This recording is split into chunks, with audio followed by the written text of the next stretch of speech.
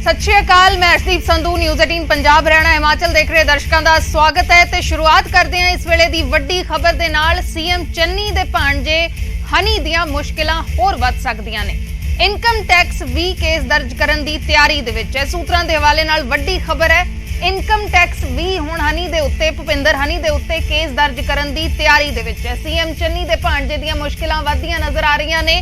ED दे वल्लों गिरफ्तार कीता होया है ते हुण इनकम टैक्स भी दर्ज करन दी तैयारी दे विच केस दर्ज करन दी तैयारी च बेनामी जायदाद ते टैक्स चोरी दा यह मामला है। सूत्रां दे हवाले नाल वड्डी खबर है। जल्द ईडी दे नाल IT the team income tax the team संपर्क करेगी। सूत्रां दे हवाले नाल जानकारी मिल रही है।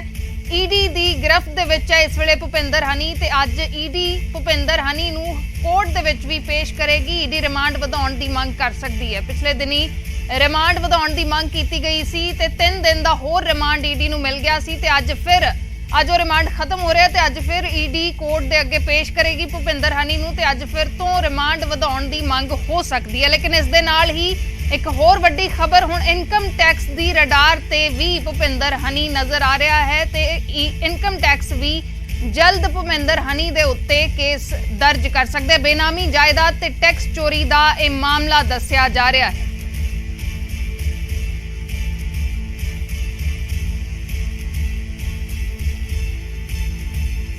इसे खबर से होर जानकारी दे लई साडे सहयोगी शंकर आनंद जुड़े ने दिल्ली तो। शंकर, क्या कुछ जानकारी है इस पूरे मामले के बारे में?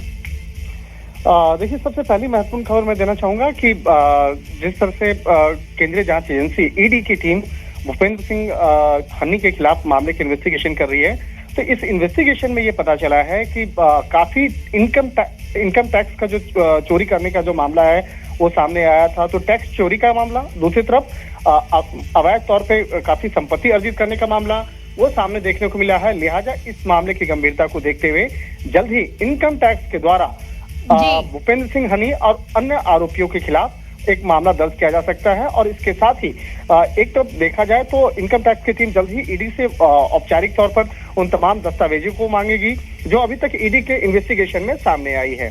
और वहीं दूसरी एक महत्वपूर्ण खबर मैं बताना चाहूंगा कि आज फिर से भूपेंद्र सिंह हनी को जालंधर स्थित ईडी के विशेष कोर्ट में पेश किया जाएगा और पेश करने के बाद आगे रिमांड मांगी जाएगी।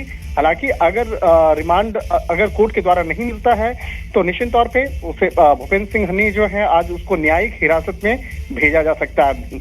लेकिन ईडी किस तरह से दलील देती है, ईडी अगर आगे की रिमांड मांगती है तो किन किन वजह को आगे रख करके इस रिमांड मांगेगी, तो ये देखना लाजमी होगा। एक तरह से कह सकते हैं कि अब भूपेंद्र सिंह हनी की मुश्किलें जो है आने वाले वक्त में काफी बढ़ने वाली हैं। एक तरफ ईडी का इन्वेस्टिगेशन चल रहा है तो वहीं दूसरी तरफ बहुत जल्द ही इनकम टैक्स भी इस मामले को दर्ज करके आगे का इन्वेस्टिगेशन करने वाला है। और अगर इनकम टैक्स भी इस मामले में इन्वेस्टिगेशन करने के लिए जुटती है तो निश्चित तौर पे कहा जा सकता है कि भूपेंद्र सिंह हनी की मुश्किलें और ज्यादा बढ़ेंगी। इसके साथ साथ उनके साथ में उसकी कंपनी और अन्य जो दूसरे जो आरोपी हैं उनकी भी मुश्किलें बढ़ सकती है। जी शुक्रिया शंकर पूरी जानकारी के लिए। तो जिथे ईडी दे वल्लों गिरफ्तारी की गई है भुपिंदर हनी दी, थे ही हुण इनकम टैक्स दी रडार ते भी है भुपिंदर हनी ते इनकम टैक्स दे वल्लों भी जल्द भुपिंदर हनी दे उत्ते मामला दर्ज किया जा सकता है। बेनामी जायदाद ते टैक्स चोरी दा यह मामला है। सूत्रां दे हवाले नाल वड्डी जानकारी है। इस वेले पूरा मुद्दा सियासत दे विच भी गरमाया होया, इसे करके अहम हो जाता है क्योंकि भुपिंदर हनी मुख मंत्री चरणजीत सिंह चन्नी दा भांजा है। इस करके भी यह सियासत दे विच गरमाया होया मुद्दा ते हुण ईडी तो बाद इनकम टैक्स दी भी रडार ते है भुपिंदर हनी।